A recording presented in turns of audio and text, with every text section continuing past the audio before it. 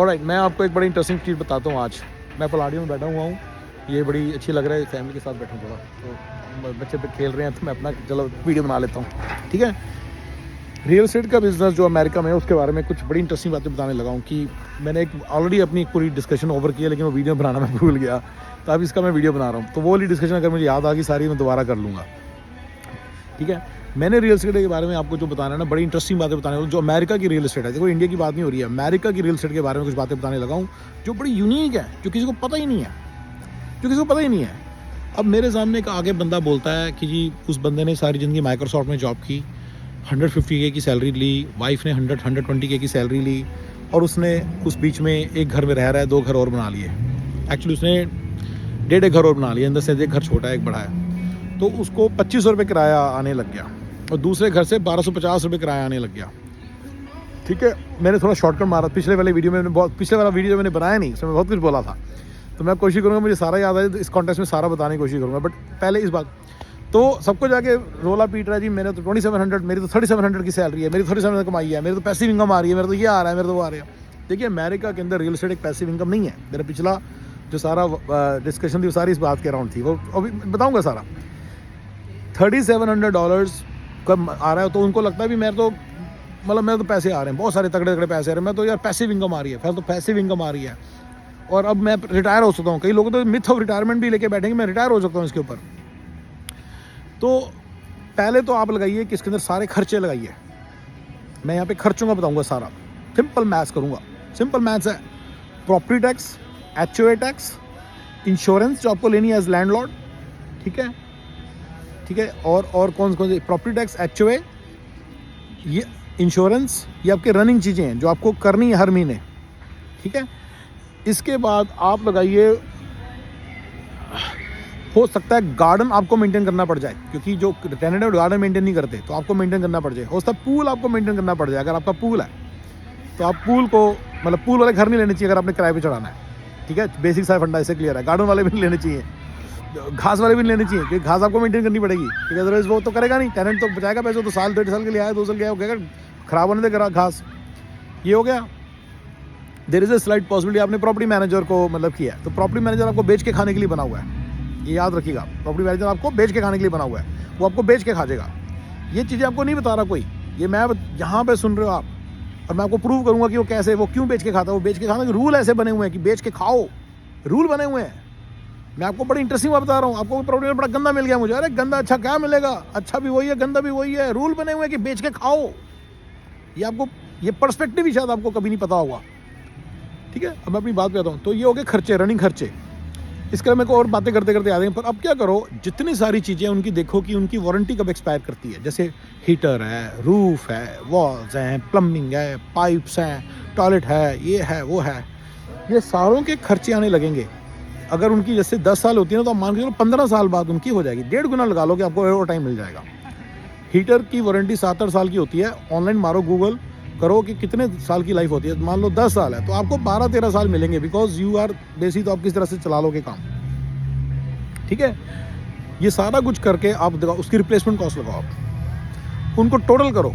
सो roof जैसे 30 years होती है, सबसे ज़्यादा रूफ चलती है, 20-1 साल होती है, 25-30 साल दे देगी आपको, तो रूफ लिख लो। पेंट कितने साल चलता है, पेंट 10 साल चलता है, आप उसको 15 साल लिख लो। मैं ज़्यादा दे रहा हूँ आपको, कंजर्वेटिव एनालिसिस करने को बोल रहा हूँ, मैं अग्रेसिव एनालिसिस नहीं करने बोल रहा। कंजर्वेटिव करो आप सारा, मान के चलो कि चल जाएगी चीज़ें। कंजर्वेटिव में तो एक्चुअली उल्टा, मैं तो अग्रेसिव एनालिसिस करने बोल रहा हूँ। कंजर्वेटिव करता तो आपको कहता है 7 साल मान के चलो, मैं कह रहा हूँ 15 साल मान लो, चलो सारी चीज़ें ऐड कर दो, सारी चीज़ें ऐड कर दो। बेसिक मैथ्स बता रहा हूँ मैं आपको, बेसिक मैथ्स, इस बेसिक मैथ्स है ये सारा, और ये बेसिक कॉमन सेंस है। सारे जो रनिंग खर्चे होते हैं, प्लम्बिंग के पाइप, ये वो सारा कर दो, उसको आप माइनस करो, उसको डिवाइड कर दो बाई 30। सारे 30 ईयर्स में 2 बार ऐसे हीटर जाएगा, 1 बार रूफ जाएगी, राइट, उसको ऐसे कर दो, ठीक है ना। और 4 बार उसका, जैसे मान लो फ्लोरिंग है, वो 2 बार जाएगी या 3 बार जाएगी या 2 बार जाएगी, सारा ऐड कर दो, 2 बार लेके उसको ऐड कर दो, 30 से डिवाइड कर दो, आपका ईयरली कॉस्ट होगी, उससे 12 से डिवाइड कर दो, ये आपकी मंथली कॉस्ट होगी। ये आपकी, ये जो कॉस्ट है इसको सामने लिख लो, इसको माइनस करोगे, कुछ नहीं बचेगा। अगर आपने प्रॉपर्टी मैनेजर को दिया हुआ है पैसा, जिसने आपको बेच के खाने का, जिसको हुक्म है, ऊपर से हुक्म है, ऊपर से हुक्म है लॉ का, बहुत बड़ी चीज़ बता रहा हूँ मैं आपको, तो वो कुछ भी नहीं बचेगा आपके हाथ में। अमेरिका में जो प्रॉपर्टी बिजनेस है उसमें आपको तो जो $3700 कमा रहा है ना, उसके बाद मेरी रिटायरमेंट हो जाएगी, उसको कुछ भी नहीं बचेगा। अब मैं पुराने वीडियो के कंटेंट दोबारा रिपीट करता हूँ एक एक करके।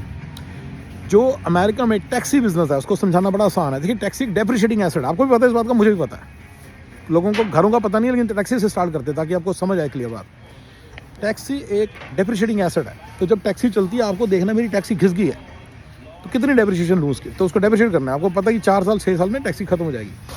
तो जो टैक्सी का दूसरा चीज़ है कि आपने नई टैक्सी नहीं लेनी, आपको भी पता है बेसिक टैक्सी के फंडे, नई टैक्सी लोगे तो 2 मिनट में उसकी तो निकलते सारी 1.5 गुना वैल्यू गिर जाती है। तो आप कम से कम 2 महीने पुरानी लो, नहीं क्यों ले रहे हो, नहीं तो आपको कभी भी नहीं लेनी, राइट। सो आपको लेनी है in general 3 to 4 year old taxi. ये फार्मूला दे रहा हूँ अगर आपने टैक्सी बिजनेस करना है तो। टैक्सी बिजनेस जब 3 to 4 ईयर लेते तो उसमें बार बार प्रॉब्लम्स आती हैं। तो आपको टैक्सी बिजनेस है वो टैक्सी का बिजनेस नहीं है, वो कार मैकेनिक का बिजनेस है। ये बात आप सोचना इसके बारे में, मैंने क्या बोला है, कार मैकेनिक का बिजनेस, आपको कार मैकेनिक आनी चाहिए, then you will be successful. आपकी 25 30 35 टैक्सियाँ घूम रही हैं, उनका किराए पे चढ़ाई हुई है आपने, वो घूम रही है और आपको पैसा ला के दे रही है, पर उनमें एक रूल होता है कि टैक्सी खराब होगी तो तुम्हारी जिम्मेदारी है। अगर आपको पैसे देने पड़ेंगे कार मैकेनिक को, गई टैक्सी का सारा प्रॉफिट चला गया, सिंपल कॉलम, ठीक है। तो आपका सारा प्रॉफिट चला जाएगा। तो अगर आपको पैसा बनाना है तो आपको कार मैकेनिक ही सीखनी पड़ेगी। ये लिख लो, ये अगर नहीं पता आपको, ये पता चल जाना चाहिए कि कार मैकेनिक जो बंदा बनता है ना अमेरिका में आके, मैं उसको कहता हूँ कि तू अपना 500K तक ऐसे पहुँचेगा तो अपनी टैक्सी डालना स्टार्ट कर और एक डाउनटाउन के आसपास ऑटो बॉडी शॉप बना ले, ऑटो रिपेयर शॉप, और जो टैक्सियाँ तेरी तू पुरानी टैक्सियाँ खरीद, साल्वेज खरीद, उनको थोड़ा रिपेयर कर, उनको रोड पर डाल दे। साल्वेज टैक्सी बिल्कुल रद्दी टूटी फूटी टैक्सियाँ खरीद, टूटी फूटी नहीं होती, वो दिखने में ठीक होती हैं लेकिन रिपेयर करके ठीक बन जाती हैं। रिपेयर करके उनको जल्दी डाल दो। आप मैक्सिमम, तो आपने जैसी आपकी 40 50 60 हर महीने 2 नई टैक्सी लॉन्च कर सकते हो, क्योंकि इस कंट्री में गाड़ी बड़ी कम कीमत है। And you can create a portfolio 100 taxis and you can make a lot of money. 500K के करीब बनेंगे, 500-600K, लॉट ऑफ मनी नहीं होगा, 500-600K पर ईयर, ठीक है।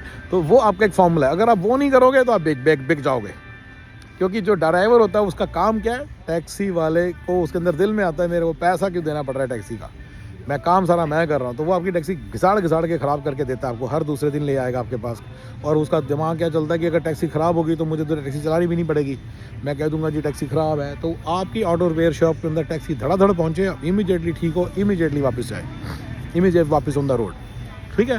टायर ख़राब, इमीडिएटली टायर रिप्लेस, ब्रेक के ख़राब, इमीडिएटली ब्रेक के रिप्लेस, ऑयल चेंज, सब कुछ आप वहीं की वहीं कर सकें। जो जनरल मेंटेनेंस है वो भी, और सारी रिपेयर्स भी, जितनी ज़्यादा रिपेयर्स हो सकें खुद कर सकें। देखिए सब तो नहीं आप कर पाएंगे, पर जितनी ज़्यादा हो सके, ऊपर की रिपेयर सारी, इंजन तक तो नहीं आप जा पाएंगे, बट ऊपर की सारी रिपेयर्स आपको करनी आनी चाहिए, which is a good auto repair का जो काम है। मैं तो ऑटो रिपेयर मैन बनना पड़ेगा आपको।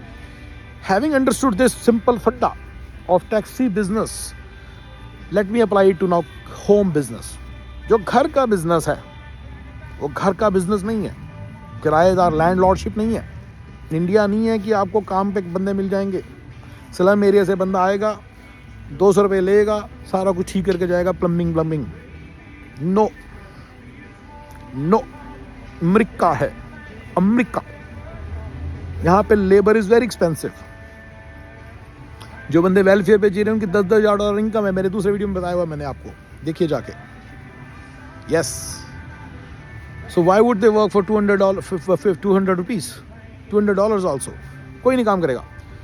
ये है पहले घर रिपेयर का बिजनेस, होम रिपेयर का बिजनेस है। मैं अभी और भी चीज़ों पे आ रहा हूँ। दूसरा ये है होम क्लीनिंग का बिजनेस है। ये आपको क्लीनिंग भी करनी पड़ेगी खुद, ये अपने दिमाग से निकाल दो मैं क्लीनर लाऊंगा, राइट। ये होम क्लीनिंग का बिजनेस है और होम रिपेयर का बिजनेस है, और ये प्रॉपर्टी मैनेजमेंट का बिजनेस है। यानी कि आपको सारे नोटिस वगैरह जो टेनेंट्स को देने होते हैं, जो सारे रूल्स एंड रेगुलेशन फॉलो करने, उनको समझना पड़ेगा और खुद करना पड़ेगा।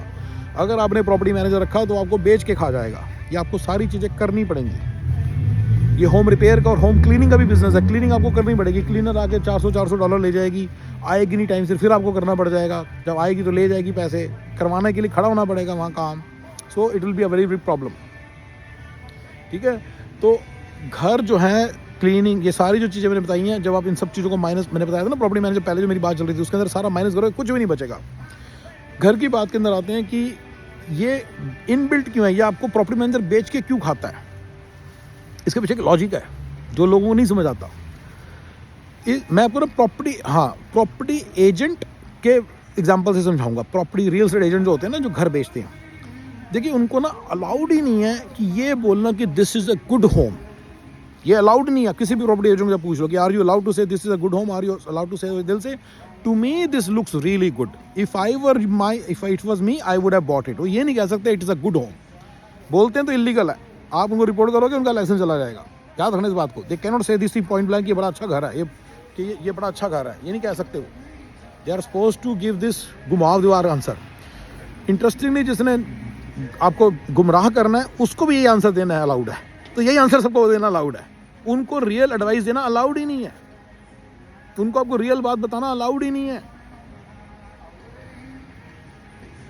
उनको ये बताना अलाउड नहीं है कि तुम बोलोगे मेरे को बताओ कौन सी अच्छी इन्वेस्टमेंट है, बताना अलाउड ही नहीं है उसको। तो उसको अलाउड ही नहीं है प्रॉपर्टी एजेंट को, तो आपको जो घर बेच रहा है वो तो आपको घर दिखा देता है, दैट्स इट। कभी भी नोट करना, ऐसे ही करते सारे लोग से पूछना तुम्हारा प्रॉपर्टी एजेंट कैसा था, क्योंकि कुछ नहीं था, बड़ा बेकार था, साले कुछ नहीं किया, कुछ भी नहीं करेगा वो, उसको अलाउड ही नहीं है करना। जो आप चाहते हो ना मुझे एडवाइस दे दे, मुझे अच्छी प्रॉपर्टी दिखा दे, वो दिखाना अलाउड ही नहीं है उसको। वो कह ही नहीं सकते अच्छी प्रॉपर्टी है।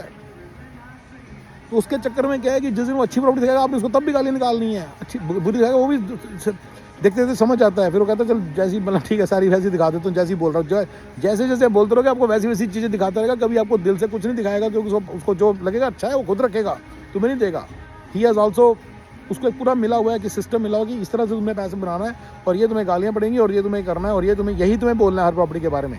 तुम कभी अपना एनालिसिस उसके सामने नहीं दे सकते, बाहर के सामने। ये रियल एस्टेट एजेंट को बोला जाता है, उनकी ट्रेनिंग का पार्ट है। लॉ कह रहा है, ये नहीं कि ट्रेनिंग का पार्ट है कि ताकि उनको बेनिफिट हो जाए। लॉ इसलिए कहता है क्योंकि उनको लगता है भी कुछ गलत ना कर दे, गलत सलाह ना दे किसी को, तो लॉ बनाया हुआ है उनके लिए। सो अब आप बताओ कि आप प्रॉपर्टी एजेंट के केस में क्या होगा। ठीक है, प्रॉपर्टी एजेंट के केस में यही होने वाला है कि आपको कोई भी एडवाइस प्रॉपर्ली नहीं मिलेगी। आप किसी से भी पूछ लेना, 10 में से 9 बंदे कहेंगे हमारा प्रॉपर्टी, जो बायर एजेंट होते हैं ना, पूछ लेना हमारा प्रॉपर्टी एजेंट साला बंदा खड़ा बेच के खाने को फिर रहा था। मैं that is true, that will always happen, क्योंकि उसको पीछे रूल बने हुए हैं। अब मैं आपको एक और चीज़ बताता हूँ। जब घर की रिपेयर होती है उसकी कॉस्ट बहुत ज़्यादा होती है, तो उसमें 3-4 ऑप्शन आपके पास। पहली ऑप्शन है आप खुद करो repair, you repair it yourself. Second option is you hire a minimum Vaser.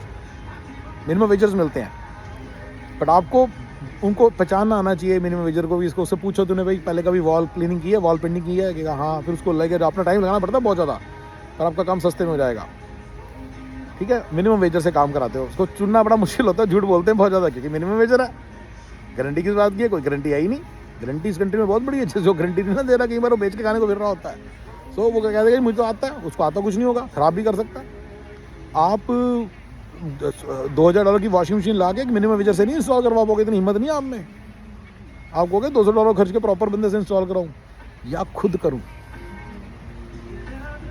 खुद करनी पड़ेगी eventually, I am telling you, तभी काम बनेगा आपका।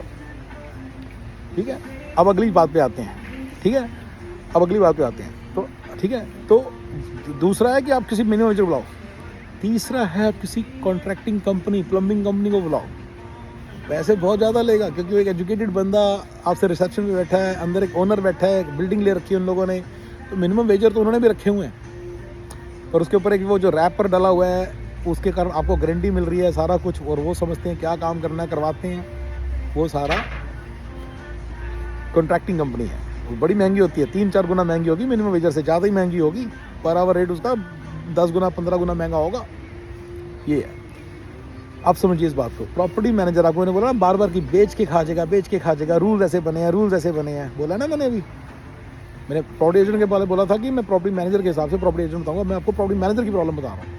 रूल बने हुए हैं, he is only supposed to hire contracting company, is never at all supposed to do it himself, not hire a minimum wager. He is supposed to hire that contracting company because of liability issues and insurance issues and this issues and that issues. उसके कारण property manager को वो contracting company hire करनी है। सोचो आपका bill कितना बन गया, एक छोटी सी प्लम्बिंग का लीक आया, 300 रुपये तो प्लम्बर ले जाएगा, प्लम्बिंग कंपनी ले जाएगी, प्रॉपर्टी मैनेजर में खड़े होने के पैसे लेगा आपसे, छोटी छोटी चीज़ों का बिल बन जाएगा। तो आपका जो किराया है ना, अगर कोई आप खुद करोगे या करवाओगे मिनिमम वेजर से, तो फिर ठीक है, और आपकी दिहाड़ी लग जाएगी करवाने में। कहने की बात है, इंडिया नहीं है, आपके टाइम की कीमत है। अगर आप ऊबर चलाते हो, आपके टाइम की कीमत $400 पर 6 आवर्स है, 8 आवर्स है। अगर आप अमेजोन के ड्राइवर बन जाते हो तो $32 पर आवर आपको मिलेगा। तो ये याद रखिए, आपके टाइम की कीमत मिनिमम $32 है, $250 फॉर 8 आवर डे है, 100K पर ईयर आपकी ऊबर चलाने की वो है, जिसमें कोई आपकी इन्वेस्टमेंट एक निग्लिजिबल इन्वेस्टमेंट है। याद रखिए आपके टाइम की कीमत है, इससे चलो ऊबर चला लेते। फिर क्या है, फिर क्या किया आपने, अगर आपने प्रॉपर्टी रखी हुई है उसके अंदर आपने 50K कमाए हैं, तो इससे चाहे ऊबर चला लो। Got it. तो आपके टाइम तो आप खड़े होकर या तो करेंगे या मिनिमम वेजेस से कराएंगे आप कॉन्ट्रैक्टिंग कंपनी से। तो ये प्रॉपर्टी मैनेजर का तो काम एक ही रह गया, he is only suppose to बेच के आपको खाना। वो कभी भी कोई पैसे बचाने वाला तरीका नहीं यूज़ कर सकता, क्योंकि उसकी लाइबिलिटी बनती है, उसकी इंश्योरेंस उस तरह से काम करती है। इंश्योरेंस वाला उससे पूछेगा तूने क्यों उसको हायर किया, फिर अगर कल को कोई इशू आ गया।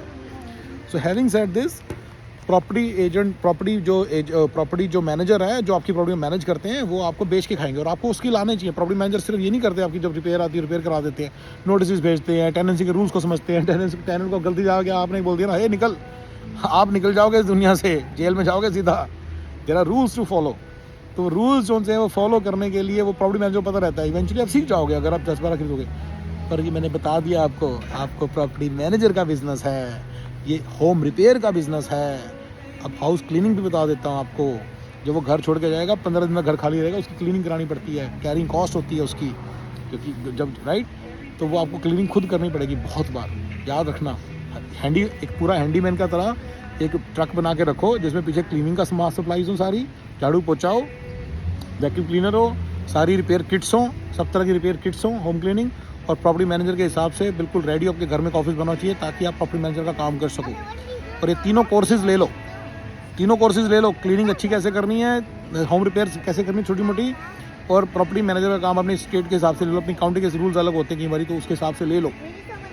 फिर आप एक एक्टिव इनकम क्रिएट कर पाओगे रियल एस्टेट एजेंट की, रियल एस्टेट इन्वेस्टर और रियल एस्टेट पोर्टफोलियो होल्डर की, लैंडलॉर्ड की। अगर तो मैंने ये बड़ी बार आपको समझाया कि रियल एस्टेट यहाँ पे एक्टिव इनकम है, पैसिव इनकम नहीं बन पाएगी। अगर पैसिव बनाने की कोशिश करोगे तो प्रॉपर्टी मैनेजर आपको बेच के खा जाएगा, क्लीनर आपको बेच के खा जाएगा, यस। और जो होम रिपेयर्स है वो आपको मार देंगी। और जो आपके सारे पैसे आ रहे हैं ना $3700 पर मंथ, वो गए, सारे जाएंगे। सारे माइनस करने के बाद खर्चे, प्रॉपर्टी टैक्स, इंश्योरेंस, ये वो सब, HOA सब करने के बाद, गार्डन पूल इन सब की वो सब करने के बाद, सारे पेड़ों की कटाई वटाई सब करने के बाद, वीड्स को रिमूव करा के करने के बाद, फेंस राइट, सारी रिपेयर्स कराने के बाद, जो मंथली रिपेयर्स आने लग जाएंगे, और फेंस की रिपेयर होती है, वो सब करने के बाद, उसके बाद सारे जो ईयरली आपकी जो एक्चुअली जो आपके डेप्रिशिएशन जो रिप्लेसमेंट कॉस्ट हैं ऑफ द वेरियस एसेट्स, वो करने के बाद कुछ नहीं बचेगा। जब घर बेचोगे तो 6% देना पड़ेगा, यस, कुछ नहीं बचेगा, उसकी कोई वैल्यू नहीं है। आपको 6% का भी एक फंडा बता देता हूँ। 6% लगता है, 6% नहीं लगता इस कंट्री में। 20% जो आपने डाउन पेमेंट दी हुई है ना, आपको उसके ऊपर एप्रिसिएशन मिलेगी ना, आपको 33% लगेगा। अगर आप उसी घर को खरीदोगे, बेच दोगे, तो जो 6% जाएगा आपकी खुद की इन्वेस्टमेंट का 33% है वो।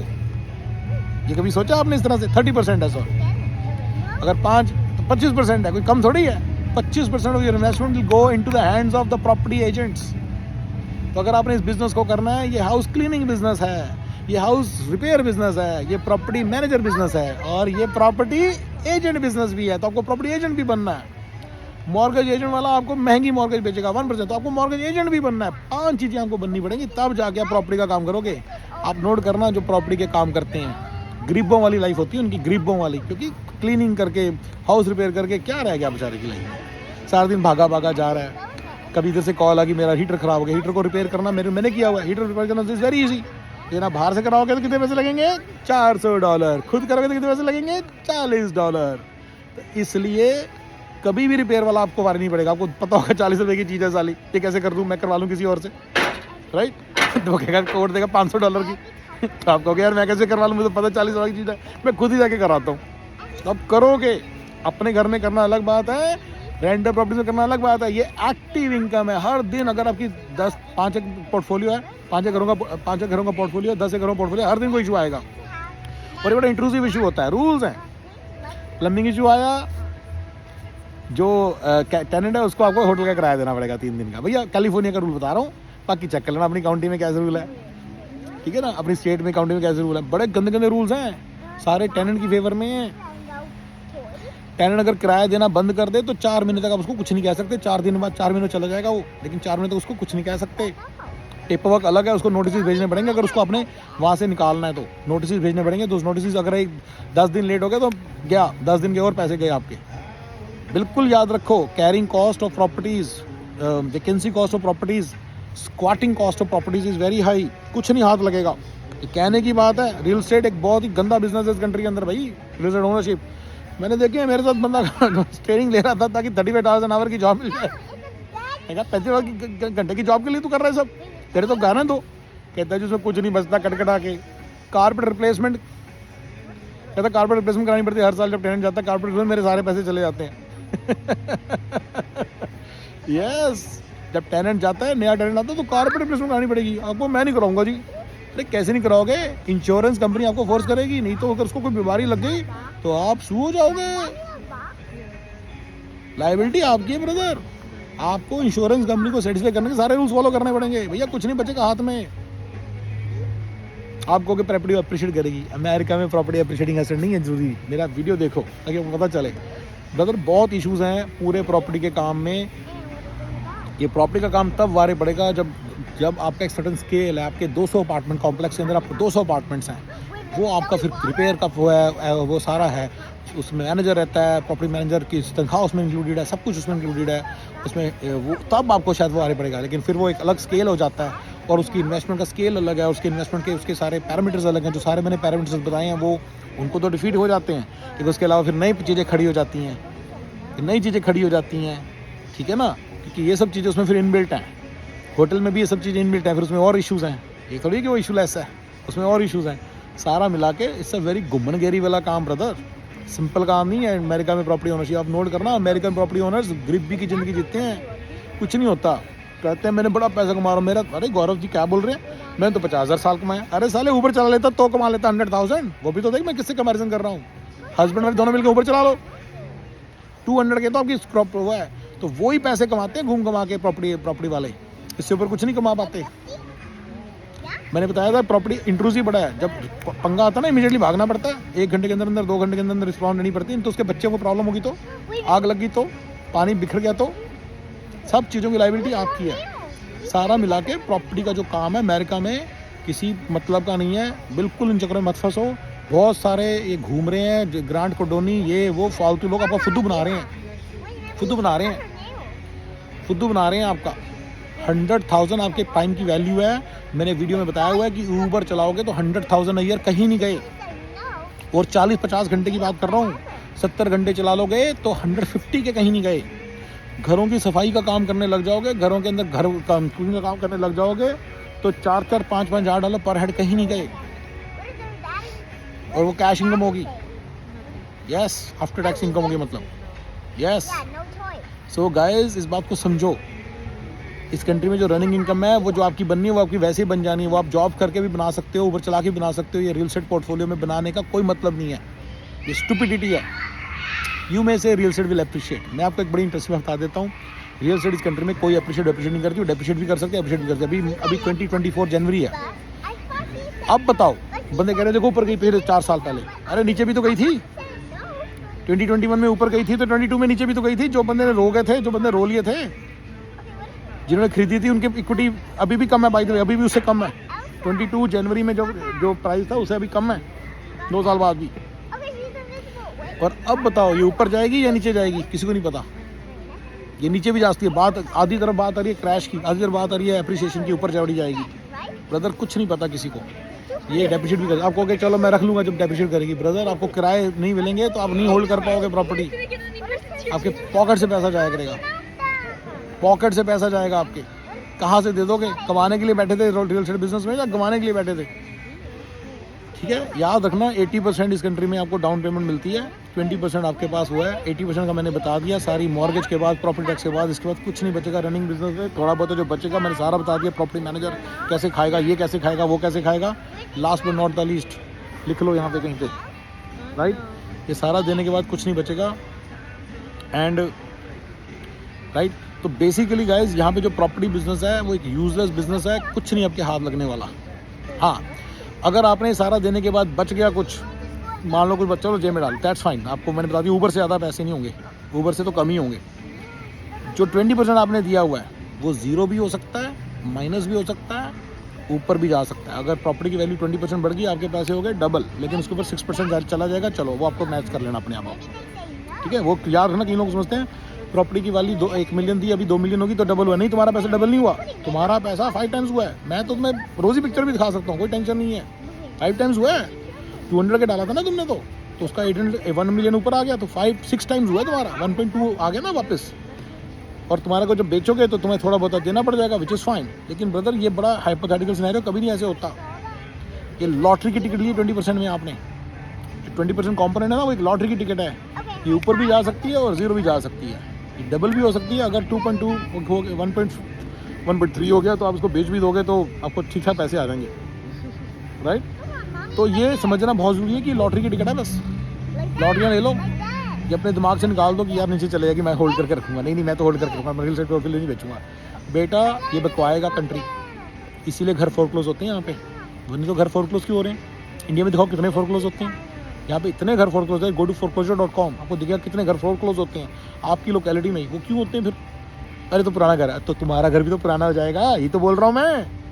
15 साल बाद तुम्हारे घर की, ये घर जो है 10 साल की इनकी वारंटी, 8 साल 9 साल की उनकी वारंटी होती है। 15 साल की उम्र में ये पुराने होने लग जाते हैं और ये रिपेयर्स मांगने लग जाते हैं। 25 साल की उम्र में it's a mechanics dream, just like a car. बताया ना, वो डेप्रिशिएटिंग एसेट है कार, ऐसी ये भी डेप्रिशिएटिंग एसेट है। कार आपका रिपेयर मांगती है ना, आफ्टर 7 ईयर्स और 8 ईयर्स आपकी कार रिपेयर मांगेगी, आपको पता ही है सारी बात। सेम ऐसे ही घर अराउंड 25 साल के बाद बहुत रिपेयर मांगते हैं और उसकी कॉस्ट इतनी ज़्यादा हो जाती है, 10-10 हज़ार 20-20 हज़ार रुपये की रिपेयर्स आती हैं। आपको कि मैं इंश्योरेंस लूँगा, इंश्योरेंस की कॉस्ट बहुत ज़्यादा हो जाती है, वो तो फिर आपको देनी ही देनी है, चाहे आपका घर टूटे फूटे ना टूटे। प्लम्बिंग रिपेयर, ये वो प्लम्बिंग, एक पाइप लीक करके पानी सारे घर में फैल गया, घर की दीवार भी ठीक कराओ, ये भी कराओ। और इतना ही है कि 25 रुपये में काम हो जाएगा। प्लम्बिंग रिपेयर अलग है जो शायद 400 रुपये में हो जाएगी, $40,000 की बाकी रिपेयर है। यस, तो अपने दिमाग से निकाल दो, मैकेनिक्स ड्रीम है पुराना घर और पुरानी कार। वो तभी पॉसिबल है अगर आप हाउस रिपेयर के बिजनेस में हो और हाउस रिपेयर आपको आती है और आपको कार रिपेयर आती है, उसी तरह की चीज़ होने वाली है। इसलिए अपने दिमाग से निकाल दो, जो 20% वाला एसेट है, जो 20% वाला कॉम्पोनेंट है, वो सिर्फ और सिर्फ एक लॉटरी है। कोई जरूरी नहीं ऊपर जाए, नीचे भी जा सकता है, नीचे ही जाएगा क्योंकि वो डेप्रिशिएटिंग है। लैंड की कोई वैल्यू नहीं इस कंट्री में। ये भी मैंने बड़े लोगों को समझाया कि लैंड की वैल्यू इस कंट्री में नेगेटिव है, लोगों को नहीं पता इस बात का। लोग कहते हैं अरे मैंने तो प्रॉपर्टी ली है, वो कह रहा है जी 800 की तुम्हारी लैंड, 200 के लैंड की प्रॉपर्टी है, कॉस्ट है 800 की, तुम्हारी इंप्रूवमेंट की वैल्यू है। इंप्रूवमेंट को बोलते हैं बिल्डिंग की। मैंने समझाता हूँ कि मान लो तेरा घर बिल्कुल खच्चर हो गया, उसकी कोई वैल्यू नहीं रही, उसमें पानी आ गया, उसमें फ्लड आ गई, उसमें आग लग गई, तो आग लग गई, खत्म हो गया। अब तू लैंड को बेच सकेगा 200 के? मैं तुम्हें एक बात बताता हूँ, नेगेटिव में उसकी वैल्यू 30 के में बिकेगा, क्योंकि पहले उसको डिमोलिश करना है, सारा कुछ उड़ाना है। ये रूल्स हैं, ये मैं नहीं बोल रहा, रूल्स है, जाके चेक करो। पूछो कि मेरे घर आग में जल गया, क्या उसके ऊपर घर रिपेयर करना पड़ेगा? पहले तो उसको ठीक करना पड़ेगा, सारे मलबे को उठाना पड़ेगा, मलबे को उठाने की कॉस्ट है, उसके पीछे रूल्स हैं। यहाँ पे जो इस तरह के काम है ना, एक्सेप्शन हैंडलिंग सी, बड़े एक्सपेंसिव हैं। आग में कुछ लगा हुई आग थोड़ी बहुत रहेगी तो आप कहोगे कुछ तो बचा। इंडिया थोड़ी है कि वो मलबा लेके जाएंगे, पैसे लेंगे आपसे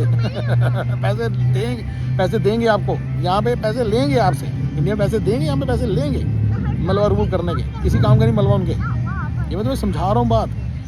यहाँ पे जो लैंड के ऊपर एक बार कंस्ट्रक्शन होगी, उसकी वैल्यू, लैंड की वैल्यू नेगेटिव में होती है।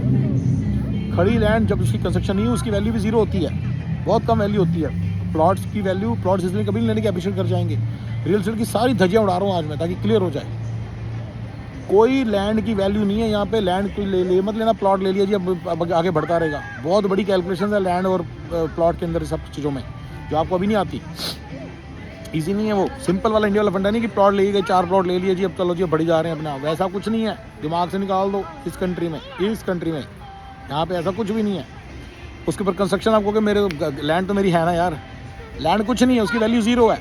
सिर्फ 3-4 जगहों पे बता दो, कुपर्टिनो, पैलो एल्टो, मैनहट्टन, ये 2, 4, 5, 6 सिटीज़ हैं। 10, 15, 20, 50, 60, 70 सिटीज़ होंगे जहाँ पे लैंड की कोई वैल्यू है कि उसको गिरा के बड़ा करने में फ़ायदा हो जाएगा आपका, क्योंकि 40-40 साल से बड़े, 50-50 साल से बसे हुए सिटीज़ हैं और वो अभी भी ग्रो कर रहे हैं। तो उनके अंदर लोग आना चाहते हैं किसी कारण से, उसके कारण उसका एक वैल्यू ऊपर रहती है। इतनी ऊपर हो गई है कि वो उनको गिराने के बाद भी उनको कंस्ट्रक्ट करेंगे तो ठीक ठाक चल जाएगा। Many people have some very falsified idea of the land here. They don't know how land works here. Land मतलब plot यानी कि कटा कटाया प्लॉट म्यूनसिपैलिटी वाला, भाई उसकी रिकंस्ट्रक्शन की फीस बड़ी होती है, सब कुछ होता है। काउंटी से पता करो अपनी, पता चलेगा कि कितनी रिकंस्ट्रक्शन फीस है।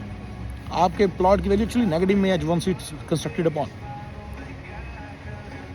ठीक है, ये सब बातें समझ के अगर आप देख रहे हो रियल एस्टेट पोर्टफोलियो ध्यान से बनाओ। ये आपका भ्रम है, ये आपको पता नहीं है, ठीक है ना। जो भी अब बंदा आप नोट करना, वो प्रॉपर्टी मैनेजर के काम में होगा, प्रॉपर्टी एजेंट के काम में होगा, हाउस क्लीनिंग के काम में होगा, हाउस रिपेयर के काम में होगा, सब इस मॉर्गेज एजेंट का भी काम कर रहा हो सकता है, तब जाके उसे पैसे बचते हैं। Then it is a good business, it's active business. मैं तो खुद कहता हूँ एक्टिवली काम करोगे किसी भी काम में। ऊबर में करोगे तो 100,000 कमाओगे, दूसरों में करोगे 150 के कमा लोगे ज़्यादा से ज़्यादा। IT का काम करोगे 140 के कमा लोगे। ये नंबर्स हैं आपके, और ये नंबर्स नहीं डिफीट होंगे। ये नंबर जरूर आएंगे, क्योंकि ऊबर में ही आ जाएंगे इतने। तो ये तो आपके आने ही आने हैं अगर आप सारा एक्टिवली करोगे तो, पूरा लग के करोगे। ये तो आने ही आने हैं, ये तो काम वाली को भी आने हैं, राइट। अंधेर नगरी, पोपट राजा, same income plumber, same income electrician, same income landlord, same income landlord, same income IT engineer, same income घर वाली, सेम काम वाली, सेम इनकम काम वाली, सेम इनकम जमादारी, सेम इनकम रोटी बनाने वाली, same income project manager, same income .NET programmer, same income Java programmer, सब कुछ सेम, सारों की इनकम सेम है। अंधेर नगरी, पोपट राजा, सबकी सेम इनकम है। और गाइस मैंने सब कुछ बताया आपको। I hope you guys enjoyed it. If you like it let me know. Thank you guys. Please comment, like, share को। मैं बोलता नहीं लास्ट में, मुझे नहीं पता बोलने से क्या फ़र्क पड़ेगा, मैं सुन के इग्नोर कर देता था। मुझे लगता बोलना चाहिए मुझे। भाई लाइक और कमेंट शेयर जो, मुझे कमेंट जरूर करो, मुझे पता तो चले। अरे नेगेटिव कमेंट डालो यार, बताओ तो सही कि प्रॉब्लम क्या है। मैं भी कोई अपनी नॉलेज बढ़ाऊँ, आपकी नॉलेज बढ़ाने निकला हूँ, मेरी भी तो नॉलेज बढ़े। सो गाइस मुझे ज़रूर बताओ कि मैं कहाँ गलत हूँ। Thank you guys.